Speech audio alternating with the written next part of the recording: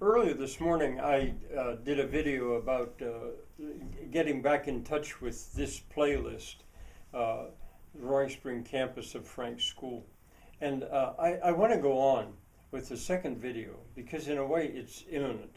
Uh, it has to do with the water supply at the at the spring dam. Uh, that water supply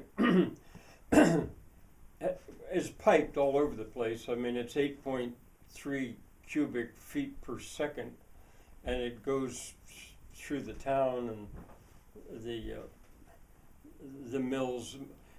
Like 3/4 of it is designated for industrial use. Well, in any case, it's threatened now because they're going to upgrade the pumping station right there.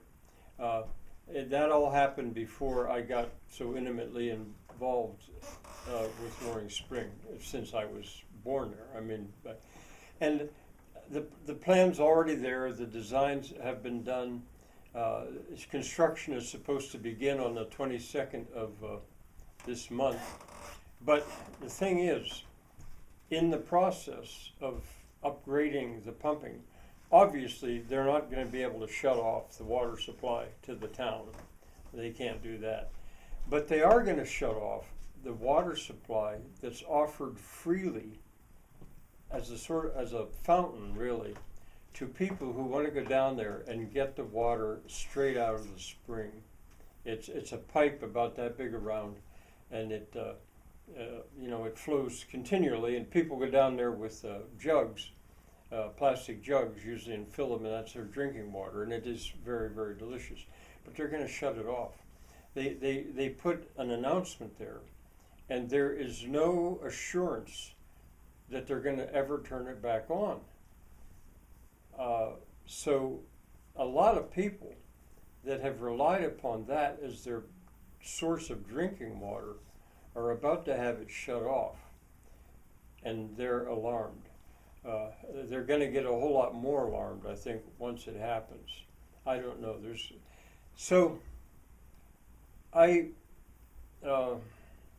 I have two reasons for being concerned about that.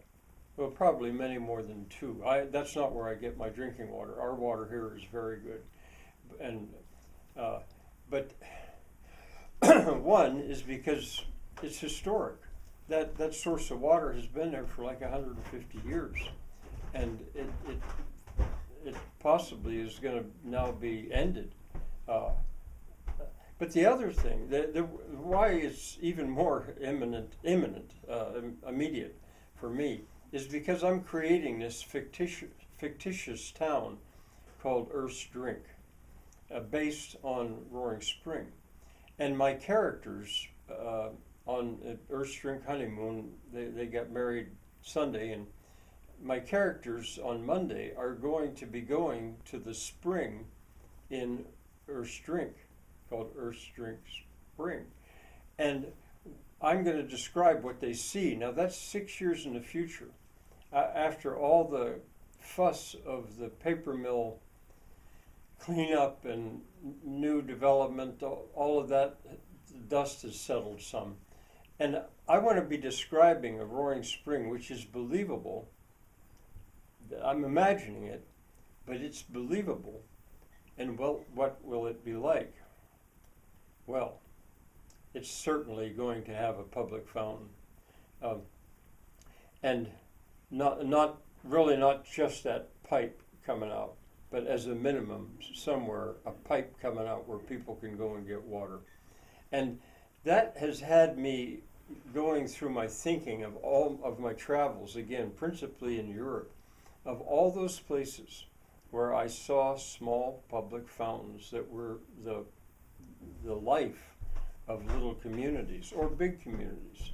I got thinking about all the famous fountains of Rome, and I even began to look on YouTube for videos that would show these, because I'm not too certain that many Roaring Springers know that that's really the typical way a community they have public water like that.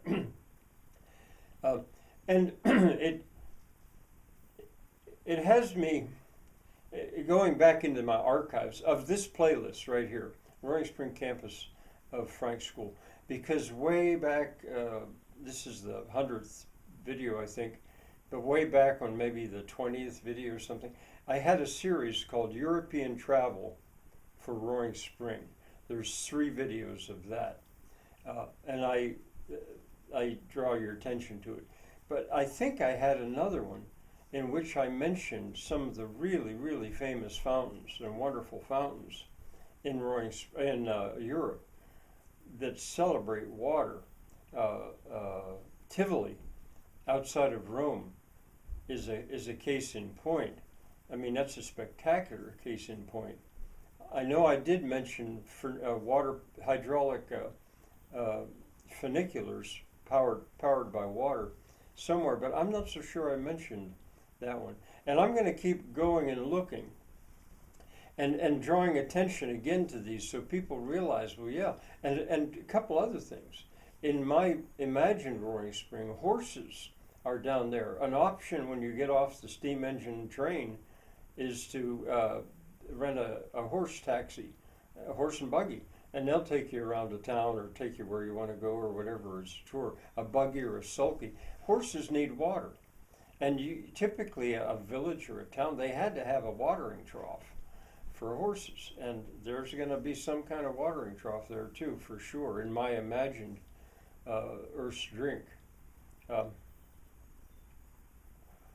Well, the subject is very true. I'm not having my hat on. It's current. People are going to get very excited about it, and you're probably going to hear more.